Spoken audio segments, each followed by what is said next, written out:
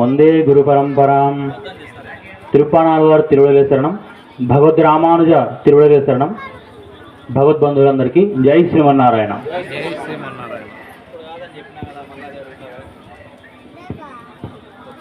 ఈరోజు శ్రీ శ్రీ శ్రీ జనార్దన స్వామివారి ఆలయానికి మమ్మల్ని ఆహ్వానించినందుకు ఆలయం యొక్క ప్రధాన అర్చకులైనటువంటి శ్రీ పగిడి రంగయ్యదాసు గారికి అనేక కృతజ్ఞతలు తెలియజేసుకుంటున్నాము. ఎందుకంటే ఎన్నో ఆలయాలు మన దేశంలో ఉండొచ్చు, కానీ అత్యంత పురాతనమైనటువంటి స్థల పురాణం కలిగిన ఆలయాలు కొన్ని మాత్రమే ఉంటాయి. అందులో ఒకానొక ప్రాచీనమైనటువంటి ఆలయం జనార్దన స్వామి ఆలయం. అంటే ఆలయము అనే కంటే ఆలయాలు అనడం మంచిది. ఎందుకంటే జనార్దన స్వామి ఆలయాలు దాదాపుగా 100 ఆలయాలు మన భారతదేశంలో ఉన్నాయి. ఎందుకున్నాయంటే వీటి స్థాపన వెనుక చాలా ఒక ఆసక్తికరమైనటువంటి కథ ఉన్నది. మహాభారతంలో ఉన్నటువంటి కథ. మనకు జనమేజయ మహారాజు గారు ఆయన స్థాపన చేసినటువంటి ఆలయాలుగా ఈ జనార్దన స్వామి ఆలయాలను చెబుతూ ఉంటారు. ఎందుకు ఈ జనమేజయ మహారాజు వారికి స్థాపన చేయాల్సిన అవసరం వచ్చింది అంటే, దీనికి మీకు మహాభారతంలో ఆది పర్వంలో సర్పయాగం అనేటువంటి ఒక గాథ ఉంటుంది.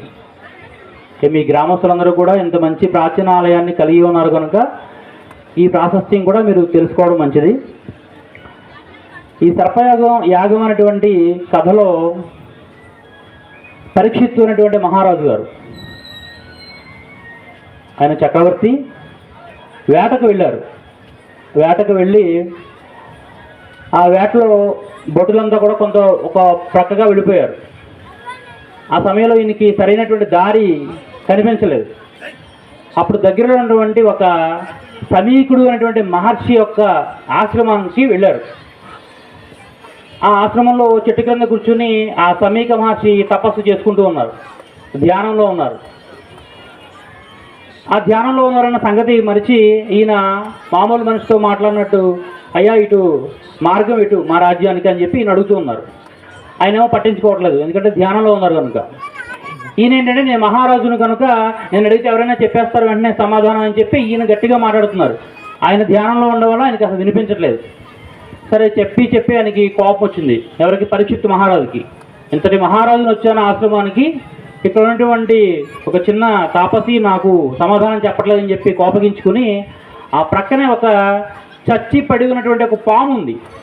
ఆ పాముని వెంటనే ఇట్లా తన బాణంతో ఇలా తీసి ఈ తపస్సు చేసుకున్నటువంటి సమీక మహర్షి యొక్క మెడలో వేశారు. మెడలో వేసి ఏదో కోపాన్ని తీర్చుకున్నట్టు వెళ్ళిపోయాడు అక్కడి నుంచి. ఆ వెళ్ళిపోయిన కాసేపటికి ఈ సమీక మహర్షికి కొడుకున్నారు, శృంగి అని చెప్పి. ఆయన మహాకోపిష్టి. ఆ శృంగి వెంటనే వచ్చారు. వచ్చి మా తండ్రి గారి మెడలో ఈ చచ్చి పడి ఉన్నటువంటి పాముని వేసింది ఎవరు అని చెప్పి గట్టిగా అరుస్తూ కోపగించుకున్నారు. కోపగించుకునేసరికి ఆ చుట్టుపక్కల ఉన్నటువంటి శిష్యులు, ఈ మహర్షి యొక్క శిష్యులు, ఇదిగో ఇప్పుడే మహారాజు వచ్చాడు, పరీక్షిత్తు మహారాజు. ఆ మహారాజు ఈ మన సమీక మహర్షిని అడ్రస్ అడిగారు, కానీ ఈయన ధ్యానంలో ఉన్నారు, అయినా పట్టించుకోకుండా ఆ చచ్చిపడినటువంటి పాముని మెడలో వేశారని చెప్పారు. ఎవరైనా కానీ ఎవరైతే మా తండ్రి గారి మెడలో ఈ చచ్చిపడి ఉన్న పాముని వేశారో వారు ఇక్కడి నుంచి మొదలుకొని 7వ రోజు తక్షకుడు అనేటువంటి ఒక విష సర్పం చేత మరణించుగాక అని చెప్పి శాపం ఇచ్చారు. శాపం ఇవ్వగానే అక్కడ ఉన్నటువంటి వాళ్ళు భటులు కూడా 2-3 ఉన్నారు. రాజుగారిని వెతుక్కుంటూ వాళ్ళు వచ్చారు. వెంటనే పరుగున రాజుగారి దగ్గరికి వెళ్ళారు. అయ్యా పరీక్షిత్తు మహారాజు, మీరు ఇందాక ఒక పని చేశారు, మహర్షి మెడలో పాము వేశారు కదా, వారి యొక్క కొడుకు మీకు శాపం ఇచ్చారు, మీరు 7వ రోజున తక్షకుడు అనేటువంటి పాము చేత మీరు మరణిస్తారని చెప్పి. వెంటనే ఒడిగిపోయాడు పరీక్షిత్తు. అయ్యో ఇంత శాపానికి గురయ్యానే, నేను ఆ మహర్షి యొక్క తపశక్తి, ఆయన యొక్క స్థాయి తెలుసుకోకుండా ఇట్లాంటి ఒక చెడ్డ పని చేశానని చెప్పి ఎంతో బాధపడి ఆ చుట్టుపక్కల ఉన్నటువంటి మంత్రుల్ని, ఆస్థానంలో ఉన్నటువంటి మహర్షుల్ని పిలిపించుకుని ఏం చేయాలి దీనికి అని చెప్పి ఎన్నో సలహాలు అడిగారు. అడిగితే ఆ మహర్షి శృంగికి మరీ కోపం ఎక్కువ. అంటే శృంగి యొక్క శాపం ఇంకా తిరిగి ఉండదు, మనం ఏం చేయలేము అంటే, సరే కొంతమంది సలహా మేరకు ఆయన ఒక ఒంటి స్తంభం మేడ కట్టించుకున్నారు పెద్ద నది మధ్యలో. ఇంకా అక్కడికి సర్పాలు ఏమీ రావు అని చెప్పి బోడంత కాపలా పెట్టారు. ఎన్ని కాపలా పెట్టినప్పటికీ కూడా 7వ రోజు ఆ సర్పం ఒక ద్రాక్ష పండులో చిన్న క్రిమిలాగా వచ్చింది. వెంటనే ఆ పళ్ళు తినాలి కాబట్టి ఆ తినే సమయానికి ఒకసారి పెద్ద రూపం దాల్చి ఆ సర్పం కోట వేసింది పరీక్షిత్ మహారాజుని. వెంటనే పరీక్షిత్ మహారాజు చనిపోయారు. పరీక్షిత్ మహారాజు చనిపోయిన వెంటనే ఆయనకు కుమారుడు ఉన్నాడు జనమేజయుడు. ఆ తర్వాత యువరాజు ఆయనే. వెంటనే ఆయన వచ్చారు. ఏంటి మా తండ్రి గారిని చంపేసింది ఒక సర్పం, మీవేమి రాజులు అనుకుంటున్నారా లేదంటే ఏదో వీధిలో అట్లా ఆడుకునేవాళ్ళు అనుకుంటున్నారా అని చెప్పి ఆయనకి వెంటనే కోపం వచ్చి మొత్తం అక్కడ ఉన్న ఋషులు మొత్తాన్ని పిలిచి సర్పయాగం ప్రారంభించండి. ఈ సర్పయాగంలో మొత్తం ఈ భూమి మీద ఉన్నటువంటి పాములను మొత్తాన్ని ఆవాహన చేయండి. ఈ అగ్నిగుండంలో మొత్తం భస్మం అయిపోవాలి. మా నాన్నగారిని చంపేటువంటి ధైర్యం ఈ తక్షకుడు అనే పాముకి ఎలా వచ్చిందో నేను చూస్తాను. ఆ తక్షకుడితో సహా అందరినీ ఆవాహన చేయండి అని చెప్పి ఆయన ఒక హుకుం జారీ చేశారు. వెంటనే రాజుగారు చెప్తే జరగనే ఉందండి. వెంటనే అక్కడికి ఋషులు మొత్తం వచ్చారు, యజ్ఞశాల ఏర్పాటు చేశారు, మంత్రాలు చదువుతూ ఉన్నారు. ఇంకా ఒక్కొక్క పాము మొత్తం అక్కడ హిమాలయ పర్వతాల నుంచి ఇటు కన్యాకుమారి వరకు మొత్తం ఇక్కడ ఏ పాము లేదు, చిన్న పాము పెద్ద పాము ఏది తేడా లేకుండా ఎక్కడెక్కడి నుంచి వచ్చి పాములు యజ్ఞగుండంలో పడి మసైపోతున్నాయి అన్నమాట. ఇట్లా మొత్తం సర్పాలను మొత్తాన్ని కూడా ఆయన ఇట్లా భస్మం చేయాలి, ఇదే యొక్క యజ్ఞం యొక్క లక్ష్యం. ఇట్లా చేస్తూ ఉండగా ఆ తక్షకుడు యొక్క వంతు వచ్చింది. తక్షకుడిని కూడా ఆవాహన చేశారు. తక్షకుడు అంటే చిన్న సర్పం కాదండి, చాలా పెద్ద సర్పం. ఆయన కొన్ని సర్పాలకి ఆయన అధిపతి. అప్పుడు ఆ సర్పరాజు అనేటువంటి ఈ తక్షకుడు ఇంద్రుడి దగ్గరికి వెళ్ళాడు, మహేంద్రుడి దగ్గరికి వెళ్ళి, అయ్యా మహేంద్ర, ఇట్లా సర్పయాగం జరుగుతూ ఉంది, మరి ఆ సర్పయాగంలో నన్ను కూడా ఆవాహన చేస్తున్నారు, మరి నేను కూడా వెళ్ళాలి, ఏం చేయాలని? ఏం పర్వాలేదు, నేనున్నాను, మొత్తం దేవతకు రాజు నేనే, నన్ను కాదని నిన్ను ఎవరు కూడా టచ్ చేయలేదని చెప్పి ఆయన ఈ తక్షకుడికి అడ్డు నిలబడ్డారు. వెంటనే ఇక్కడ ఉన్నటువంటి యజ్ఞగుండం చుట్టూ ఉన్నటువంటి మహర్షులు దేవేంద్రుడితో సహా ఆవాహన చేశారు. వెంటనే దేవేంద్రుడితో సహా తక్షకుడు కదిలి వచ్చేస్తున్నాడు. అది వచ్చే సమయంలో తక్షకుడితో పాటు అందరూ భస్మైపోతారనే సమయంలో మొత్తం సర్పాలకి వాసుకి రాజుగారు, ఆ వాసుకి అనేటువంటి సర్పం వెంటనే ఆ వాసుకి దగ్గర వాడి మేనరుడు ఉంటాడు, ఆస్తికుడు అని చెప్పి, ఆయన మహాపండితుడు, ఆయన కూడా సర్పమే. ఆ ఆస్తికుడిని పిలిచి, అయ్యా నువ్వు జనమేజయ రాజు దగ్గరికి వెళ్ళి ఆయన్ని నీ పాండిత్యంతో మెప్పించి ఇదేదైతే సర్పయాగం జరుగుతుందో వెంటనే ఆపు, లేదంటే మన నాగజాతి మొత్తం కూడా అంతమైపోతుంది అని చెప్పారు. వెంటనే ఆస్తికుడు తెలివిగా జనమేజయ మహారాజు వద్దకు వచ్చి ఈ మొత్తం సర్పాల గురించి చెబుతూ ఆయన పాండిత్యంతో మెప్పించేశారు. మెప్పించేసిన తర్వాత జనమేజయుడు సంతోషపడి, సరే ఆస్తిగా బాగా చెప్పావు, సరే ఇప్పుడు ఏం చేయమంటావు, నీ యొక్క పాండిత్యాన్ని మెచ్చాను, నేను వరం కోరుకో అనే విధంగా అన్నారు. ఎప్పుడైతే ఆ మాట అన్నారో వెంటనే ఈయన యొక్క ఆస్తికుడు ఈ తక్షకుడిని చంపడం ఏదైతే ఉందో అది ఆపేసేయండి, సర్పయాగం కంప్లీట్గా ఆపేసేయండి, ఇదే నేను కోరుకునేది.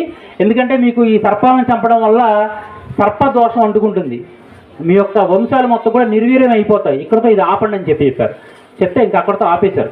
ఆపేసిన తర్వాత ఈయనకి ఇది పట్టుకుంది, ఇంకా నేను ఇన్ని కోట్ల సర్పాలను భస్మం చేసేసాను, ఈ యొక్క పాపం వెంటాడుతూ ఉంటుంది, ఇక జన్మజన్మలా వెంటాడుతుంది, నా వంశం అంతా నిర్వీర్యం అయిపోతుంది, ఏం చేయాలి అని ఆలోచిస్తూ ఉండగా అప్పుడు వ్యాస మహర్షి వారు ఒక సలహా చెప్పారు. అయ్యా, విష్ణు స్వరూపాలు ఎన్నో ఉన్నాయి, ఆ విష్ణుమూర్తి అవతారంలో జనార్దన అనేటువంటి నామం గల అవతారాన్ని తీసుకోండి మీరు. జనార్దన అంటే జనుల చేత అర్థింపబడేవాడు. ఎవరైతే ప్రజలు అయ్యా మా బాధలు తీర్చండి అని చెప్పి అర్థిస్తారో ఆ యొక్క స్వామివారిని మనం జనార్దనుడు అంటాం. అట్లాగే జనార్దనుడు అనేటువంటి నామధేయానికి ఇంకా కొన్ని అర్థాలు ఉన్నాయి. వాటిలో జన అర్ధనుడు అంటే జన అంటే పుట్టుక, అర్ధనుడు అంటే తొలగింపజేసేవాడు, అంటే పుట్టుక లేకుండా చేసేవాడు. భక్తులందరికీ కూడా మోక్షాన్ని పొసగేటువంటి స్వామివారిని కూడా జనార్దనుడు అని పిలుస్తాం. అట్లాగే జనులు అంటే దుష్టజనులను అర్ధనుడు శిక్షించేవాడు. ఆ దుష్టజన సంహారం చేసేటువంటి స్వామిని కూడా మనం జనార్దనుడు అని పిలుస్తాం. ఇట్లాంటి శక్తి స్వరూపమైనటువంటి జనార్దన స్వామి యొక్క విగ్రహ ప్రతిష్టలు చేస్తూ ఒక 100 ఆలయాలు నువ్వు నిర్మాణం చేసే ప్రయత్నం చేయి, అప్పుడు నీ యొక్క సర్పదోషం అనేది తొలగుతుంది అని చెప్పి వ్యాస మహర్షి వారు జనమేజయ మహారాజుకు చెప్పారు. అప్పుడు జనమేజయ మహారాజు భారతదేశంలో ఎన్నో చోట్ల, ముఖ్యంగా మన గోదావరి జిల్లాలో తీసుకుంటే అమలాపురం దగ్గర జనార్దన స్వామివారి ఆలయం ఉంది. అది జనమేజయ మహారాజు గారు ప్రతిష్ట చేసింది. తర్వాత పాలకొల దగ్గర ఒక లక్ష్మీ జనార్దన స్వామివారి ఆలయం ఉంది. గుంటూరు దగ్గర చెరుకుపల్లి అనేటువంటి గ్రామంలో కూడా ఒక జనార్దన స్వామి ఆలయం, కేరళలో 2-3 జనార్దన స్వామి ఆలయాలు ఉన్నాయి. అట్లాగే ఈ ఎర్రబెల్లి అనేటువంటి గ్రామంలో కూడా జనార్దన స్వామి వారి ఆలయం కూడా ఈ జనమేజయ మహారాజు వారి చేతే స్థాపన చేయబడింది. ఇంత గొప్ప మహాభారతం అటువంటి చరిత్ర, ఈ నేపథ్యం మీ గ్రామంలో ఉన్నటువంటి ఆలయానికి ఉండడం అనేది మీ అందరూ చేసుకున్నటువంటి ఎంతో గొప్ప వరంగా భావించాలి. అట్లాంటి మహాప్రాశస్త్యమైనటువంటి ఎంతో చారిత్రకమైనటువంటి ఆలయానికి ఈరోజు మమ్మల్ని ఆహ్వానించడం మాకు చాలా ఆనందకరం. మేము చిన్నజీరి స్వామివారి ఆశ్రమంలో హైదరాబాదులో స్వామివారి కైంకర్యంలో ఉన్నాము. అట్లాగే ఈ యొక్క మహాభారత కాలం నాటి ఆలయానికి అర్చకత్వం కూడా మా సాటి నిత్యదాసుడైనటువంటి మన పగిడి రంగదాసు గారికి ఆ భాగ్యం కలగడం కూడా మేము చాలా గర్వపడుతున్నాము. ఎందుకంటే నిత్యదాసుడు అంటే రామానుజుల వారు ప్రతి ఒక్కరికి కూడా భగవద్భక్తి సొంతం కావాలి, ఇది కులాలకు అతీతమైనటువంటిది భక్తిభావం అనేది. ఫలానా కులం వాడికే భక్తి ఉంటుంది, ఫలానా కులం వాడికి భక్తి ఉండదు అని మనం చెప్పలేము. ఎవరిలో అయితే భగవద్భక్తి ఉందో వారందరూ కూడా దాసులు, దాస్యం చేసేవాళ్ళు అని చెప్పి ఒక దాస్య లోకాన్ని సృష్టించారు రామానుజుల వారు.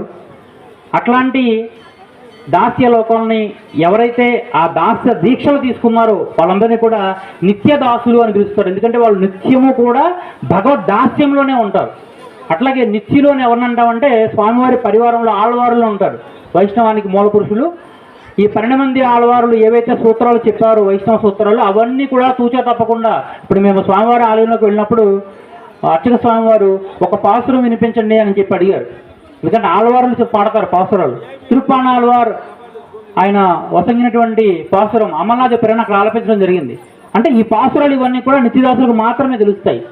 అందువలన ఈ నిత్యులైనటువంటి ఆళ్వారు చెప్పిన సూత్రాలను పాటించేటువంటి నిత్యదాస వ్యవస్థను భగవద్ రామానుజుల వారు ఏర్పరిచారు.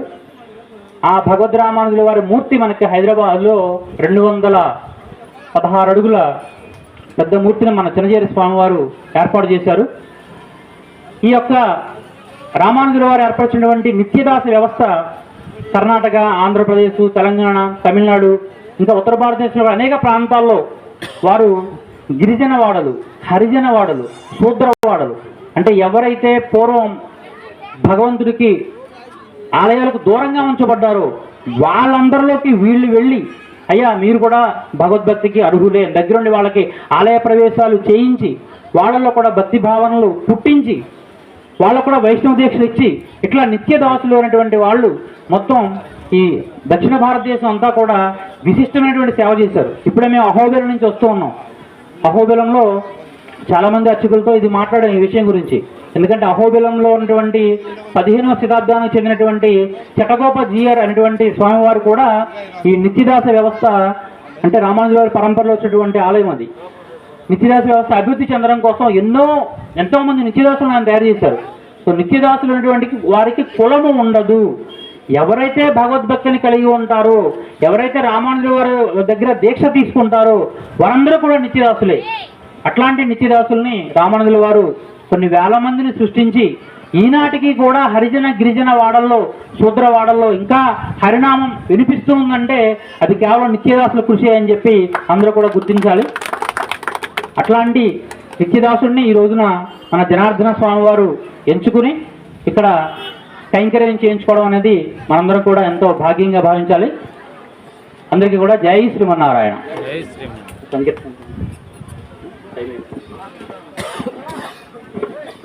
స్వాముల వారు వారి యొక్క మంగళాశాసనములో మనందరికీ కూడా ప్రసాదించడం జరిగింది. మా యొక్క విన్నపాన్ని మన్నించి స్వాముల వారి యొక్క శిష్య బృందము, అసలు వాస్తవంగా స్వాముల వారిది ఏలూరు, పశ్చిమ గోదావరి జిల్లా ఏలూరు.